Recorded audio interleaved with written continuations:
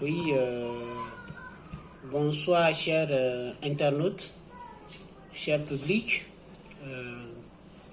J'ai décidé de faire cette vidéo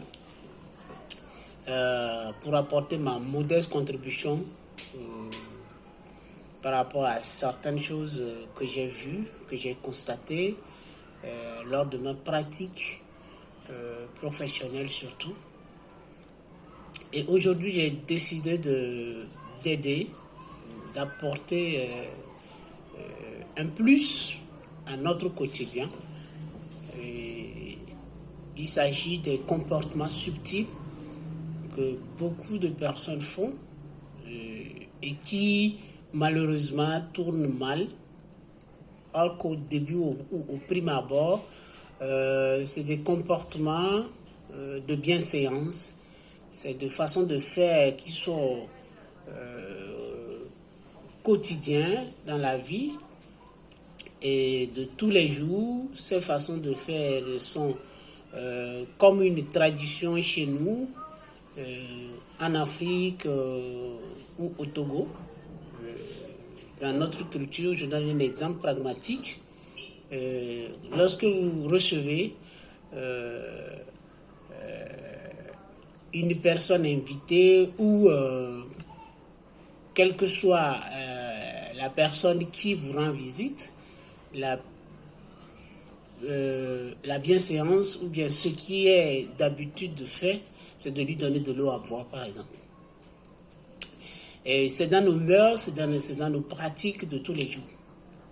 Il peut arriver que le fait que de donner de l'eau à quelqu'un peut tourner fatalement, parce que j'ai eu plein d'exemples dans l'exercice de ma fonction en milieu carcéral.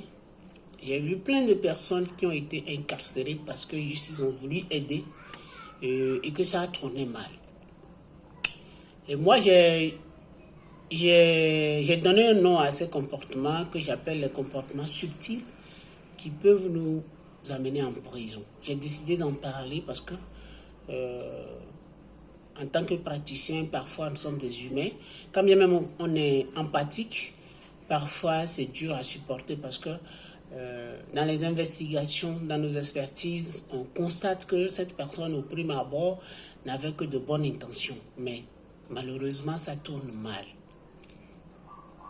Et j'ai rencontré des gens qui ont voulu aider des personnes parce que lors de leur trajet, à un moment donné, un passager du véhicule peut tomber subitement malade et que arrivé à la frontière, une bonne personne comme on l'a toujours souhaité décide par exemple de transporter le bagage de celui qui est malade et arrivé au poste de contrôle de police, souvent à l'immigration, on peut constater des objets compromettants dans les sacs. Et dans la plupart du temps, le propriétaire du sac disparaît et que c'est toi qui es tenu pour l'aider, c'est toi qui es tenu comme responsable de tous ces objets compromettants qui souvent sont la drogue et d'autres objets dont le trafic est interdit. Et c'est toi qui es tenu responsable. Et ces gens de personnes écroulent en prison pour ce qu'ils n'ont pas planifié, pour ce qu'ils n'ont pas fait. Et parfois, quand on les reçoit en consultation, en entretien, on constate que c'est des personnes qui, au prime abord, n'avaient pas d'intention, mais qui, leur bonne action a tourné mal. Et c'est pour cela que j'ai décidé d'en parler.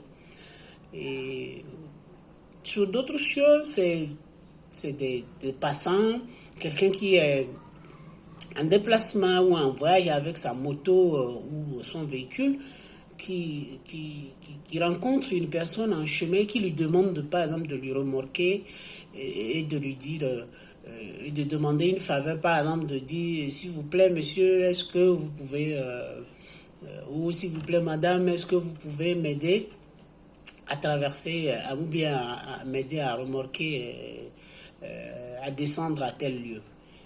La bonne foi nous demande d'aider, c'est ça surtout.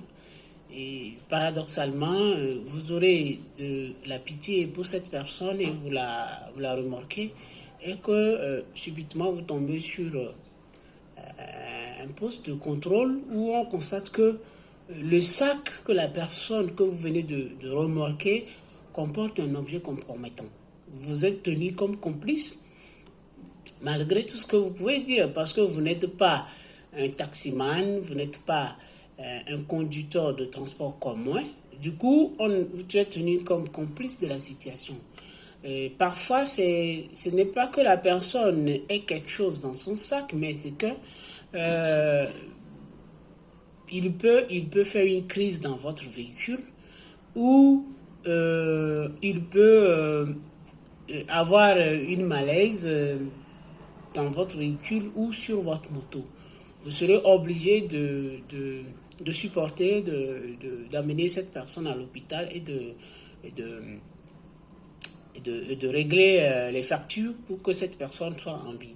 Et si malheureusement cette personne succombe à ces malaises, là vous êtes tenu aussi pour responsable, d'autant plus que parfois il est difficile de faire des autopsies pour situer les responsabilités ou la cause de ces décès. Donc je tiens sincèrement à en parler. Je ne parle pas parce qu'il faut parler, je le dis parce que je vais revenir un peu dans une autre vidéo sur les solutions à apporter à ces questions. Et dans cette vidéo, je ne fais que déblayer les comportements pour que chacun ait une idée sur ces comportements. Quelqu'un qui frappe à votre porte, soi-disant, j'ai faim, vous lui donnez à manger. Subitement, cette personne crie les mots de vente, vous êtes tenu pour responsable. Or qu'au prime abord, vous avez l'idée de l'aider. Sous d'autres cieux, vous allez voir que c'est peut-être que vous êtes au bord de la route, parce que tout ce que je dis, c'est parce que j'ai vécu, c'est parce que j'ai eu des expériences dans ça que je le dis. Vous êtes vendeur de quelque chose dans la rue où vous avez installé vos marchandises et quelqu'un vient subitement chez vous et dit « Madame ou monsieur, je peux garder ce sac chez vous ?» Souvent, dans la foulée, on n'a pas le réflexe de fouiller dans le sac pour voir ce que cette personne veut véritablement laisser à notre niveau.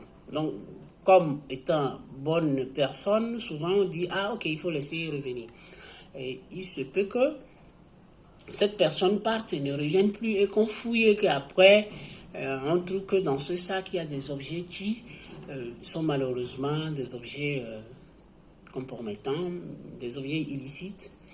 Et là, vous êtes tenu aussi pour responsable parce que quoi que vous allez dire devant la police ou la justice en disant c'est quelqu'un qui est venu me déposer ça, ils vous diront est-ce que vous êtes un magasinier? Ça, c'est la question qu'on pose souvent.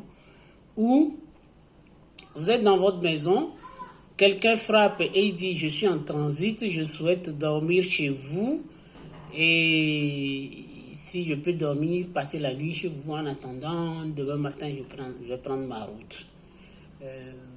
En tant que bon Africain, on essaie de trouver une place à cette personne et parfois ça peut tourner mal. Tourner mal parce que, et quand ça tourne mal, la première question qu'on vous pose, c'est de voir si vous êtes un bon samaritain, si vous avez une ONG pour abriter les gens, si vous êtes une autorité publique. Donc, j'ai tenu à faire cette vidéo pour au moins alerter le public sur ces façons de faire qui parfois tournent très mal. Et je vais revenir très prochainement dans une autre vidéo qui va nous permettre de voir plus clair et en cas de ces situations, qu'est-ce qu'il faut faire pour éviter le pire. Merci chers internautes. Nous sommes ensemble. Allez sur mon blog, ma page Psychodrome SAF, et vous allez voir d'autres vidéos qui vont nous permettre de mieux vivre et de se soustraire des difficultés qui parfois compliquent notre quotidien. Merci beaucoup et bye. Ciao.